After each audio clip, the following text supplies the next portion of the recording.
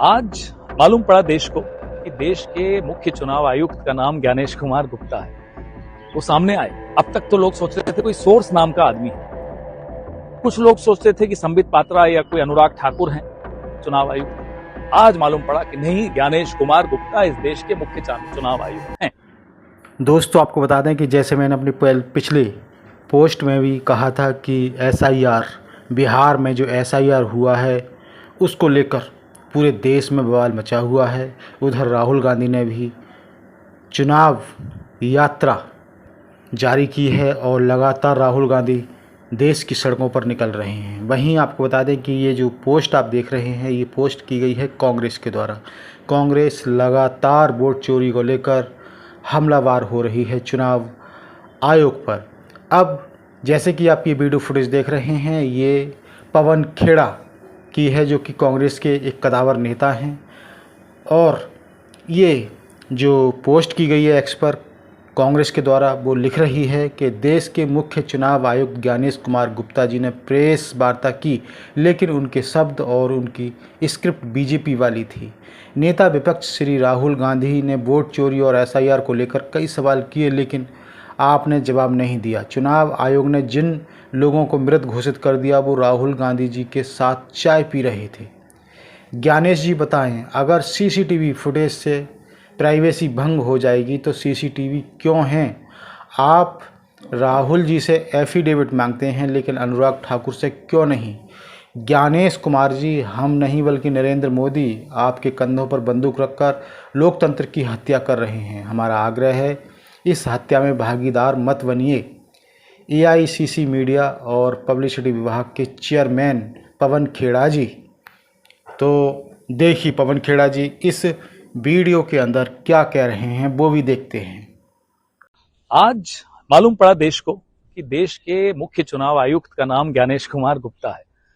वो सामने आए। अब तक तो लोग सोच रहे थे कोई सोर्स नाम का आदमी है, कुछ लोग सोचते थे कि संबित पात्रा या कोई अनुराग ठाकुर हैं चुनाव आयुक्त। आज मालूम पड़ा कि नहीं, ज्ञानेश कुमार गुप्ता इस देश के मुख्य चुनाव आयुक्त हैं। लेकिन जब उन्होंने मुंह खोला तो स्क्रिप्ट वही अनुराग ठाकुर, सोर्स और संबित पात्रा वाली थी, बीजेपी की थी। श्री राहुल गांधी नेता प्रतिपक्ष हैं, उन्होंने प्रेस वार्ता की, तमाम पॉइंट्स आपके सामने रखे, जो सबूत, जो कागज आपको मुहैया कराए वो आप ही से मिले। हमें 6 महीने की मशक्कत करनी पड़ी। उसका आपने एक भी महादेवपुरा असेंबली की एक भी सवाल का आपने जवाब नहीं दिया। एसआईआर पे हमने कई सवाल पूछे, कई शंकाएं जाहिर की, यहां तक कि सर्वोच्च न्यायालय को हस्तक्षेप करना पड़ा दुरुस्त करने के लिए। आप वहां भी लड़ते रहे, ये नहीं करूंगा, लेकिन करना पड़ा। कुछ लोगों को आपने मरा हुआ घोषित कर दिया, वो राहुल जी के साथ चाय पी रहे हैं, तब भी आपको शर्म नहीं आई।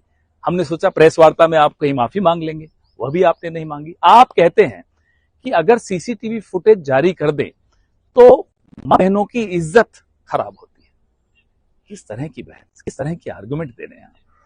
सीसीटीवी फुटेज डिलीट करने से चुनाव आयुक्त की, चुनाव आयोग की, लोकतंत्र की, चुनाव की इज्जत खराब कर रहे हैं आप। और सीसीटीवी फुटेज अगर निजता भंग करती है, प्राइवेसी भंग करती है, तो बनाते ही क्यों हो? 45 दिन तक नहीं करती, 46वें दिन से निजता भंग हो जाती। आप कहते हैं आप पक्ष विपक्ष को बराबर मानते हैं। अनुराग ठाकुर को नोटिस कब दे रहे हैं? राहुल जी की तो प्रेस वार्ता के बीच में आपने नोटिस दे दिया। अनुराग ठाकुर को तो अभी तक 3 दिन हो गए, नहीं मिला। आप बीजेपी के एजेंट बनने की अब आपकी उम्र नहीं है, आप एक आला अधिकारी रहे। हो सकता है आपको ये लालच होगा कि रिटायरमेंट के बाद फिर कुछ और मिल जाएगा, गवर्नर बन जाएंगे, तब तक ये सरकार चलने नहीं वाली, तो इस उम्मीद में आप मत रहिए। लेकिन एक और चीज समझ लीजिए कि आपके अंडर भी काफी लाखों कर्मचारी हैं, उनका भविष्य आप बर्बाद कर रहे हैं। इंक्वायरियां जब होंगी तो ये सब फंसेंगे।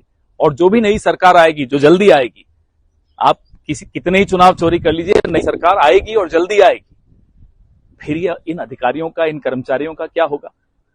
इसलिए फिर से आपसे आग्रह है, अपनी जिम्मेदारी समझिए।